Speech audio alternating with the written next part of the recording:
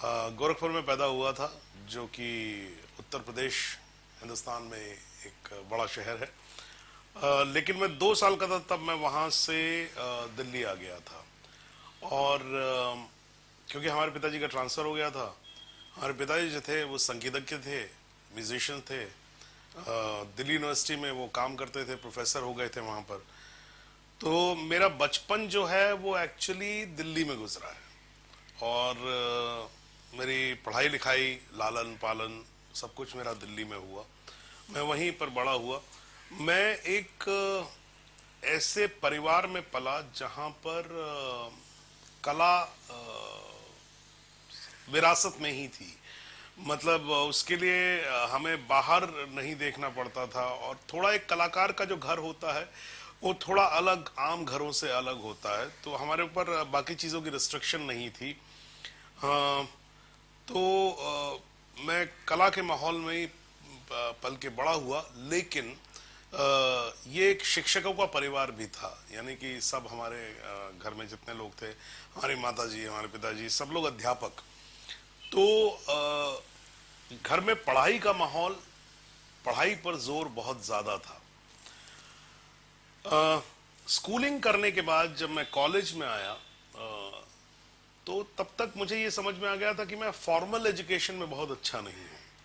यानी जो पढ़ाई देश में अवेलेबल थी, यानी कि 3 प्रकार की पढ़ाइयाँ जो हैं, वो उस समय में सिर्फ 3 ही प्रकार की मुख्य पढ़ाइयाँ होती थी। एक साइंस आप पढ़ते थे, या आप कॉमर्स पढ़ते थे, या आप आर्ट्स पढ़ते थे। जिसमें आर्ट्स में आप लिटरेचर पढ़ सकते थे और बाकी चीज़ें। लेकिन जो सबसे पॉपुलर सब्जेक्ट उस समय का, क्योंकि जिसमें सबसे ज़्यादा नौकरी मिलती है, सब लोग वही करते हैं, मैं भी वही करने लगा था, मैं कॉमर्स पढ़ रहा था। And it did not suit my taste. लेकिन पढ़ाई मैंने पूरी की, ग्रेजुएशन की, और मैं पोस्ट ग्रेजुएशन की तरफ जा रहा था। तब मुझे रियलाइज हुआ कि मैं एक्चुअली वो कर रहा हूँ जो मैं जिंदगी में कभी करने वाला नहीं हूँ। And so I realized that I have to do something else. And नाटक में करना शुरू कर चुका था तब तक। और तब मैंने फैसला लिया कि अब मैं सिर्फ नाटक ही करूँगा और नाटक के क्षेत्र में ही आगे जाऊँगा। उसका एक एक्सटेंशन हो सकता है कि मैं फिल्मों में चला जाऊं या न भी जाऊं, लेकिन मैं करना वही चाहता था। और ये बात फिर मैंने अपने घर में बताई। हालांकि घर वालों को थोड़ा धक्का इसलिए लगा क्योंकि हालांकि वो लोग भी कलाकार थे, लेकिन कला के क्षेत्र में स्टेबिलिटी नहीं होती है, एक गारंटीड स्टेबिलिटी नहीं होती है। यानी कि नौकरियां नहीं होती हैं, ऐसे कंपनीज नहीं होती हैं जो कि आपको एज एन आर्टिस्ट रखें। तो उनको थोड़ी चिंता तो हुई, लेकिन चूंकि वो खुद कलाकार थे तो इसलिए उन्होंने कभी मना भी नहीं किया। And that's how I came into this field. So my journey to this field started this way.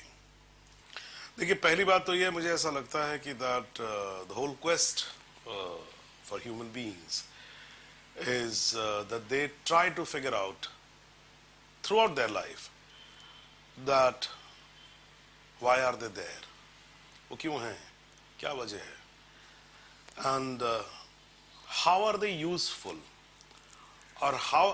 देखिए, क्या है कि human beings they want to be different but at the same time they want to be accepted. So एक कहना चाहिए कि एक identity की खोज हमेशा चलती रहती है, और उसी में जो आपका फन होता है, कि जो आपकी, जो कहना चाहिए कि जो आपके अंदर आर्ट होता है, आर्ट कहिए, या जो भी आपके अंदर एक खूबी होती है, उसको वो तराशने की कोशिश करता है और उसके थ्रू वो अपनी आइडेंटिटी हर इंसान बनाने की कोशिश करता है, चाहे वो आदमी हो चाहे औरत हो। तो कुछ लोग स्पोर्ट्स में चले जाते हैं, कुछ लोग उनका बिजनेस माइंड बहुत अच्छा होता है, कुछ इनोवेशंस में बहुत अच्छे होते हैं, कुछ साइंटिस्ट होते हैं, कुछ आर्टिस्ट होते हैं। तो मैं भी इसी तरीके से ढूंढ रहा था अपनी आइडेंटिटी। मैंने हर चीज़ ट्राई की। मैंने स्पोर्ट्स ट्राई किया, मैंने कॉमर्स भी ट्राई किया because I was trying to do the subject. And science के बारे में मैं पढ़ता था, पर मुझे ज़्यादा समझ में नहीं आता था। I was not good in mathematics. So suddenly when I found this field of art, it felt right. It is like जब आप किसी इंसान से मिलते हैं तो दो इंसानों से आप मिलते हैं, एक से आपको दोस्ती करते वक्त बिल्कुल सही एहसास होता है और दूसरे के साथ दोस्ती करते वक्त आपको लगता है कि हाँ दोस्ती है मगर कोई खास बात नहीं है. It's just an instinct. So with art also the same thing happened with me, that it just felt right. मैंने ये बड़ा इंटरेस्टिंग किस्सा है क्योंकि मेरे घर में जब ये बात हुई, तय हुई कि मैं आर्ट के फील्ड में जाना चाहता हूँ, तो हमारे माताजी पिताजी ने दोनों ने एक शर्त रखी. उन्होंने कहा कि ठीक है, अगर आप आर्ट के फील्ड में जाना चाहते हैं तो जाइए, but get formally educated in art. So Hindustan में कोई बहुत ज्यादा आर्ट के स्कूल्स नहीं है. संगीत के फिर भी हैं, लेकिन परफॉर्मिंग आर्ट में एक्टिंग स्पेशली और थिएटर के बहुत ज़्यादा नहीं है. तो एनएसडी ही एक सहारा था जो कि बहुत रेपुटेड वो था, और मैं दिल्ली में ही रहता था तो मुझे मालूम था कि वहाँ पर है. तो हमारे पिताजी माताजी ने कहा कि आप जाइए और वहाँ पर गेट एजुकेटेड देयर. अब मुझे ये समझ में आया कि यही एक सहारा है कि अगर मैंने एनएसडी नहीं किया, नेशनल स्कूल ऑफ ड्रामा से अगर मैंने ग्रेजुएशन नहीं किया, तो मैं इस फील्ड में नहीं आ पाऊंगा. ये बात तय हो गई थी. तो मैं इतना घबराया हुआ था और इतना ज़्यादा डेस्परेट था कि मुझे मालूम था मैं बुरा नहीं था, मैं अच्छा था. लेकिन जब मैं एक्चुअली इंटरव्यू के लिए पहुंचा तो मैं एनएसडी के इंटरव्यू में फेल हो गया था. I could not pass the interview and that was a big blow. लेकिन उस वक्त जो मेरे साथी थे थिएटर में, उन्होंने मुझे समझाया कि देखो, तुम नहीं जा पाए एक इंस्टीट्यूट में, लेकिन तुम्हारी एजुकेशन अभी भी जारी है.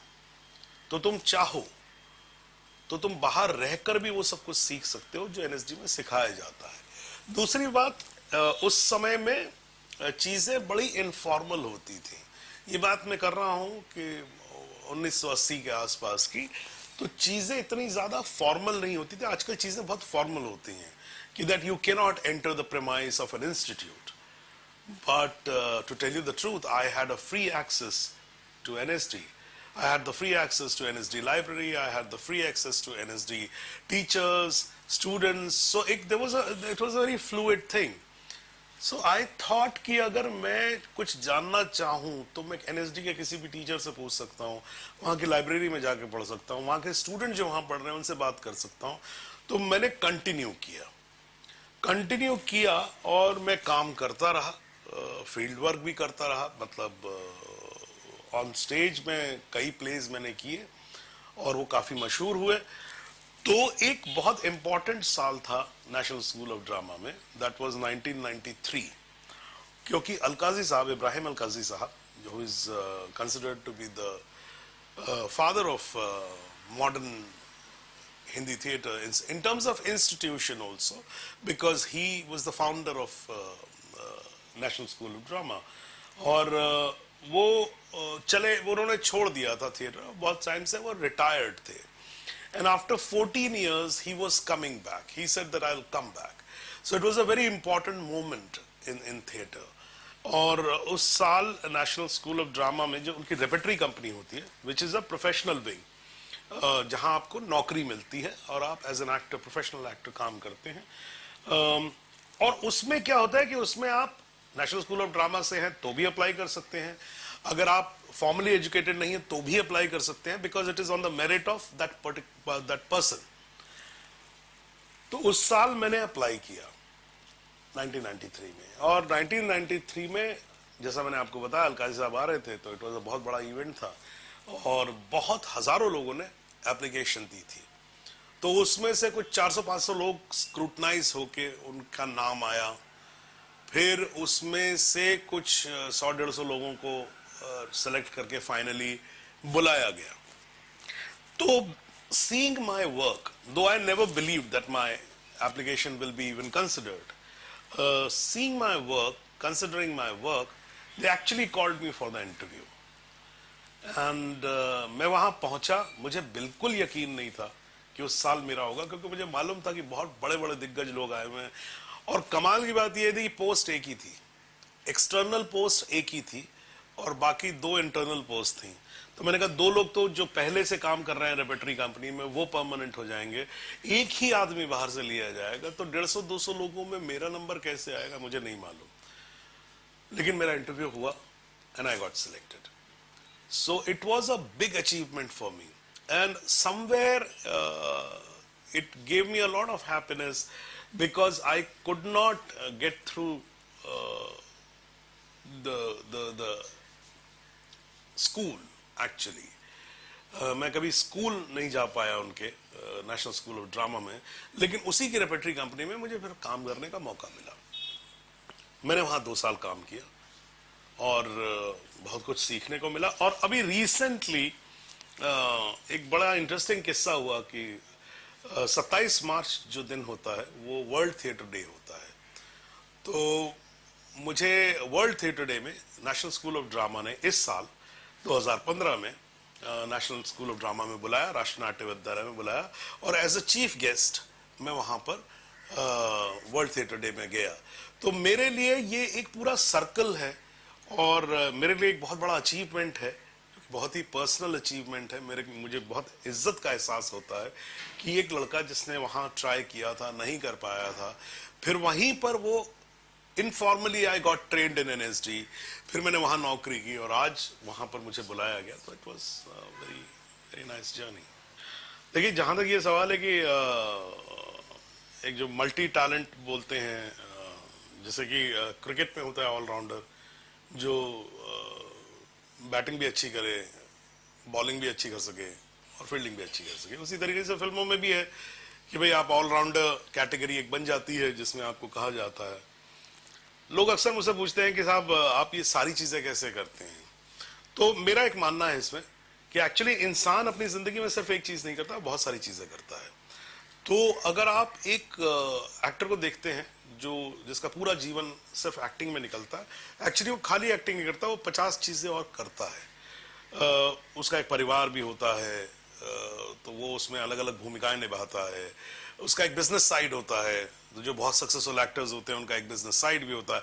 अक्सर ये भी देखा गया है कि भाई बहुत सारे क्रिएटिव लोग जो हैं उनके अलग बिजनेस भी होते हैं which is not related to this field at all. They might be, either they have invested in some companies or they have a restaurant or they have, another business running. मैं इनमें से कुछ नहीं करता हूँ, तो मेरे पास बहुत सारा खाली टाइम बचता है। मेरा परिवार बहुत छोटा सा है, मैं और मेरी पत्नी, हमारे बच्चे नहीं हैं।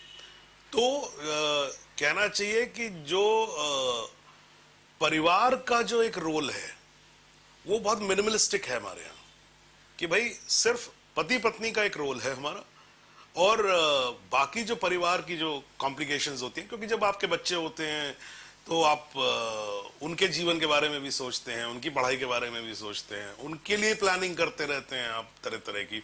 तो वो सबसे मैं फ्री हो गया। दूसरा, मैं कोई और बिजनेस करता नहीं, तो मेरे पास तो खाली टाइम ही टाइम है।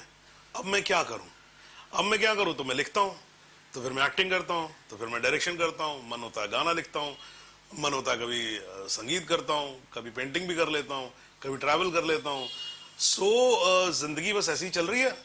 और चूंकि शायद जो भी मैं करता हूँ उसमें मुझे मजा आता है, तो अगर सच में मुझे मजा आता है, मेरा मानना ऐसा है, अगर सच में मुझे मजा आएगा तभी वो मैं मजा जो है वो आगे रिफ्लेक्ट कर पाऊंगा।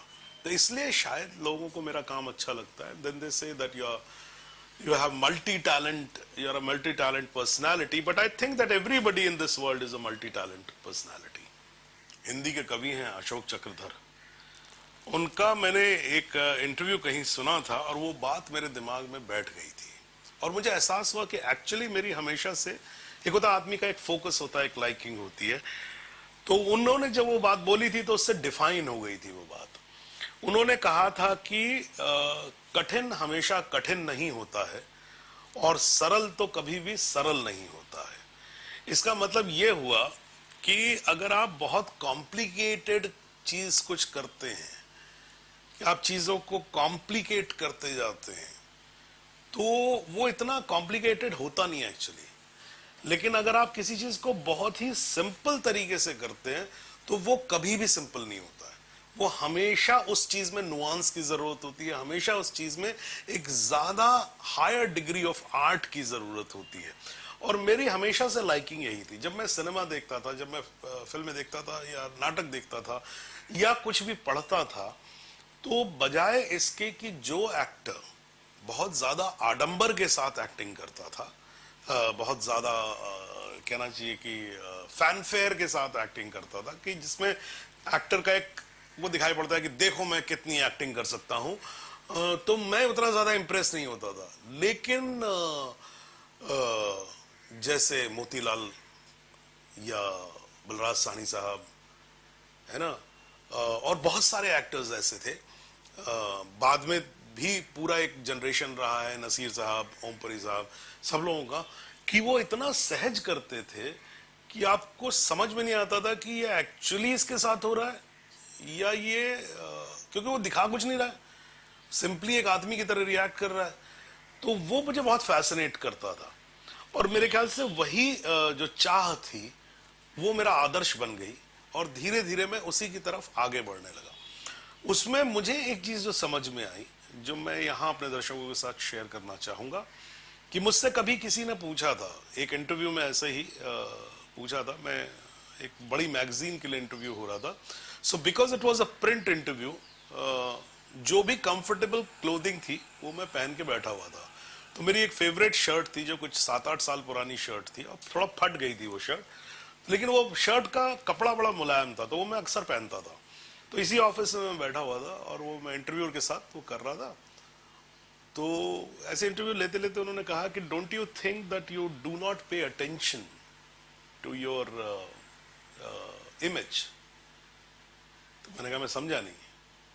तो उन्होंने कहा कि देखिए, जैसे मैं आपसे इंटरव्यू लेने आया हूं, ठीक है, मैं ये प्रिंट इंटरव्यू है, इसके फोटोग्राफ्स बाद में होंगे, लेकिन आप जब मेरे सामने बैठे हैं तो आप एक ऐसी शर्ट पहन के बैठे हैं जिसकी सिलाई थोड़ी खुली हुई है। मैंने कहा देखिए, वो एक तो मैं इनफॉर्मल इंटरव्यू कर रहा हूं आपके साथ, मतलब कुछ ऐसा स्टूडियो में बैठ के कोई बहुत फॉर्मल सा नहीं है, it's not a public this thing, you have come here and और दूसरा, मैं जैसे अपने ऑफिस में चाय खुद बनाता हूँ, अगर कोई आता है तो चाय खुद मैं बना के पिलाता हूँ। उसने ये भी कहा कि आप